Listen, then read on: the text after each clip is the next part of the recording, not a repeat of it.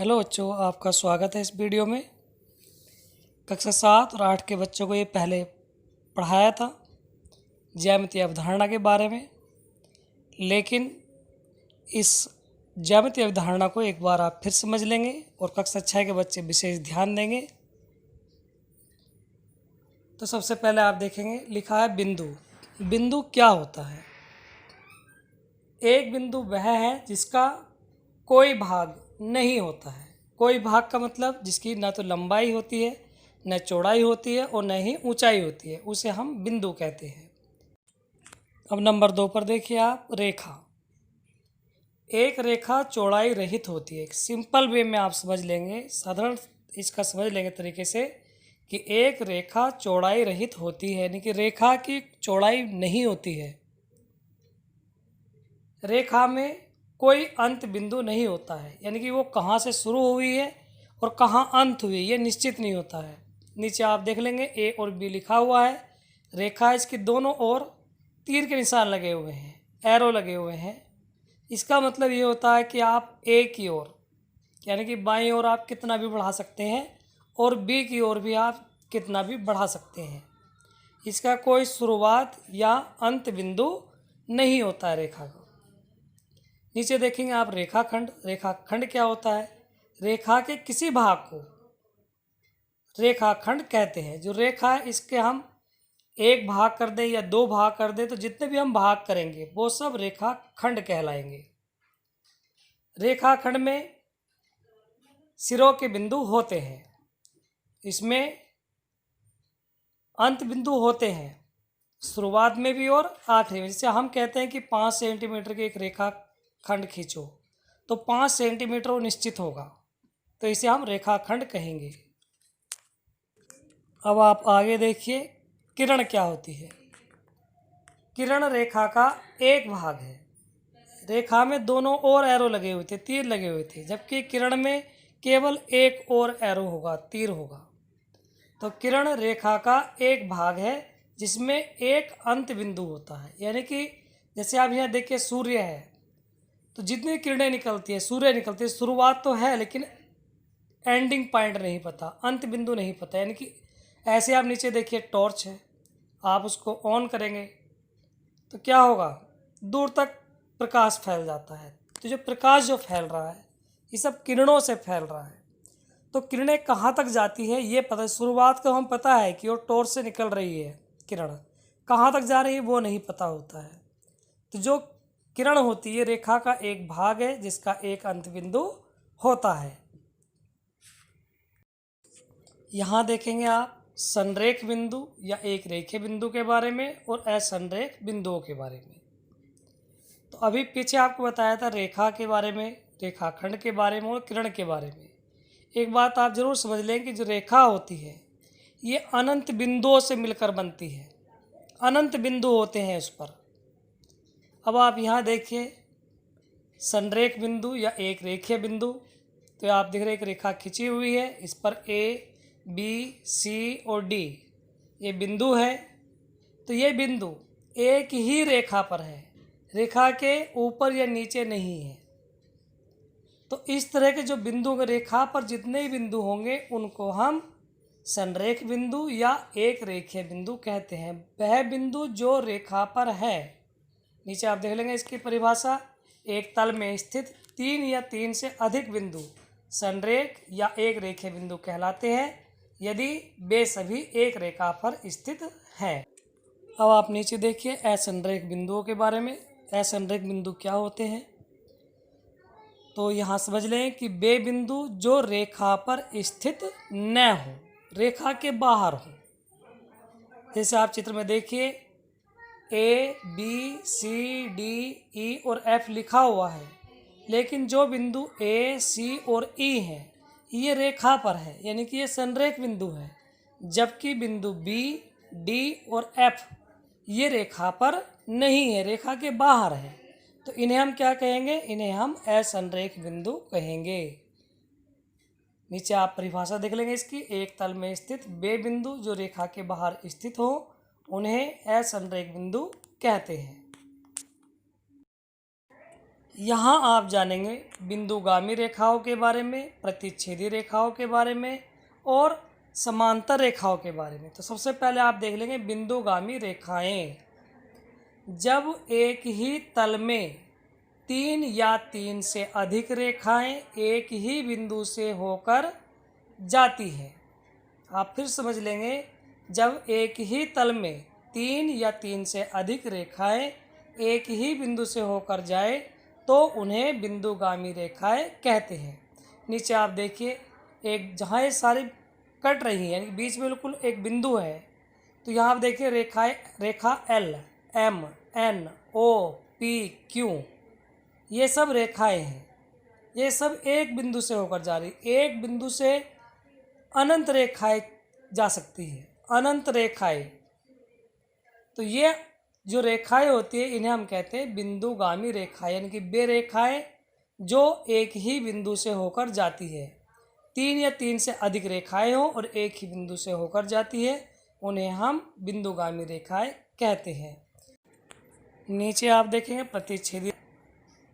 जब दो रेखाएं एक दूसरे को एक बिंदु पर काटती हैं या प्रतिच्छेद करती हैं तो उन्हें प्रतिच्छेदी रेखाएं कहते हैं। आप नीचे देखेंगे चित्र बना हुआ है, L और M दो रेखा हैं और दोनों एक दूसरे को O पर काट रही हैं, तो इन दोनों रेखाओं को हम प्रतिच्छेदी रेखाएं कहते हैं। अब आप नंबर 3 पर देखिए, समांतर रेखाएं। तो आपने देखा सड़क पे आप जाते हैं, पक्की सड़क है, दोनों ओर कच्चा भाग होता है, तो वो सड़क के दोनों किनारे जो होते हैं उनके बीच की दूरी कैसी होती है? बराबर। तो ये समांतर होगा। स्केल है, स्केल का ऊपर का और सबसे नीचे का यदि आप भाग देखें तो वो भी समांतर है।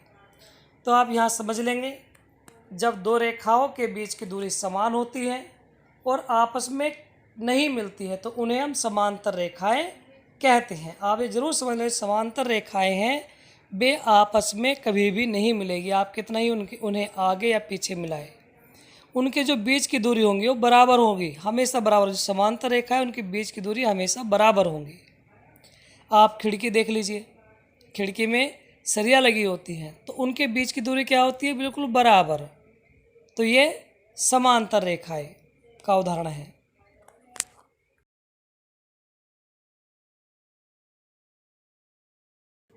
अभी तक आपने सीखा था रेखाखंड के बारे में, रेखाओं के बारे में, किरण के बारे में, असंरेख बिंदु, संरेख बिंदु, उसके बाद में समांतर रेखाएं, प्रतिच्छेदी रेखाएं और बिंदुगामी रेखाएं के बारे में। लेकिन अब आप सीखेंगे यहाँ पर तल।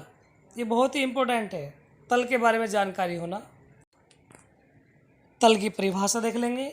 एक तल वह है जिसकी केवल लंबाई और चौड़ाई होती है, केवल लंबाई और चौड़ाई। ऊंचाई का तो यहाँ कोई बात ही नहीं, ऊंचाई की आपको ऊंचाई नहीं होती है तल की। आप उदाहरण देख लेंगे, एक कागज लीजिए कॉपी का या किताब का, उसकी लंबाई है और चौड़ाई है। श्यामपट्ट लंबाई है और चौड़ाई है, तो तल है ये। उसके बाद आप देखिए फर्श कमरे का, इसकी लंबाई है और चौड़ाई है, तो ये सब क्या है? ये तल है। अब तल दो प्रकार के होते हैं, एक समतल और एक वक्र तल। समतल क्या होता है? सपाट पृष्ठ को समतल कहते हैं। पृष्ठ यानी कि फलक, जो भाग होता है जिसका पृष्ठ बिल्कुल सपाट हो, एक समान हो, उसे हम समतल कहते हैं। जैसे कागज आप ले लीजिए, बिल्कुल सपाट है, ऊंचा नीचा नहीं है, बिल्कुल एक समान है, तो इसे हम क्या कहेंगे? समतल कहेंगे। उसके आगे देखेंगे आप वक्रतल। वक्रतल क्या होते हैं? जिसका पृष्ठ वक्राकार हो, जैसे गेंद का जो तल होगा वो वक्र तल होगा। गेंद का तल कैसा होगा? वक्र तल। अब आप ये समझ लेंगे कि ऐसी सभी वस्तुएं जिनकी भुजा न हो, जहाँ भुजा होगी तो वो समतल होगा वो पृष्ठ, और जहाँ भुजा नहीं है वो वहाँ वक्र तल होगा। नीचे आप देख लेंगे इसको। सबसे पहले घनाभ बना हुआ है। घनाभ के लिए आप समझ सकते हैं, जैसे माचिस होती है, तो इसके 6 पृष्ठ होते हैं। कितने पृष्ठ होते हैं इसके? 6। और प्रत्येक पृष्ठ में 4 कोने होते हैं। तो इसके जितने पृष्ठ होंगे सब समतल होंगे। श्यामपट्ट ये भी समतल है। कॉपी या किताब का जो पेपर होता है ये भी समतल है। कमरे का फर्श समतल है, ऊंचा नीचा नहीं है। आपने बर्थडे पे जो बर्थडे आता है, जन्मदिन आता है, तो उस पर देखा हो आपने टोपी लगाते हैं तो वो शंकु आकार होती है, शंकु के आकार की होती है। गैस सिलेंडर ये बेलन के आकार के होते हैं। तो जो बेलन होगा उसके नीचे का तल या आप यदि ऊपर से ढका हुआ है उसके ऊपर का तल वह समतल होगा, लेकिन जो साइड होती है वो समतल नहीं होता है, वो वक्र तल होता है। गेंद देखिए आप, गेंद भी वक्राकार होती है, वक्र तल होता है इसका। सेब ये भी वक्र तल होती है, इसकी भुजा नहीं होती है, वक्र जो बाहर का पृष्ठ होता है वो वक्राकार होता है। यहाँ आप सीखेंगे खुली आकृति और बंद आकृति के बारे में। नंबर 1 पर देखेंगे आप जो बाईं ओर का चित्र है, यह आकृति खुली हुई है। इसकी जो चौथी भुजा है वो खुली हुई है, बंद नहीं है। जबकि जो दाईं ओर आकृति है इसके चारों जो भुजा हैं बंद है, तो इसे हम बंद आकृति कहते हैं।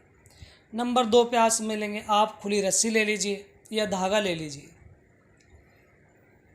तो वो खुली आकृति है। और यदि आप उस धागे में रस्सी में गांठ लगा देंगे तो वो उससे क्या बनेगी? एक बंद आकृति बनेगी। नंबर 3 पर आप देखेंगे कोण, तो ये बंद नहीं है, तो ये खुली आकृति है। आप दाईं ओर देखेंगे इसके आयत बना हुआ है, तो ये बंद आकृति है। नंबर 4 पर रेखा है, बीच में कट लगा हुआ है, तो ये खुली आकृति होगी। और जो दाईं ओर है त्रिभुज है, चतुर्भुज है, समलंब है या पंचभुज है, षटभुज है, ये सब बंद आकृति होती है। मेरे प्यारे बच्चों, आप सभी को ये वीडियो के जो भी बताए गए हैं रेखाओं के बारे में, बिंदुओं के बारे में, खुली आकृतियों के बारे में, बंद आकृतियों के बारे में आपको अच्छे समझ में आ गया होगा।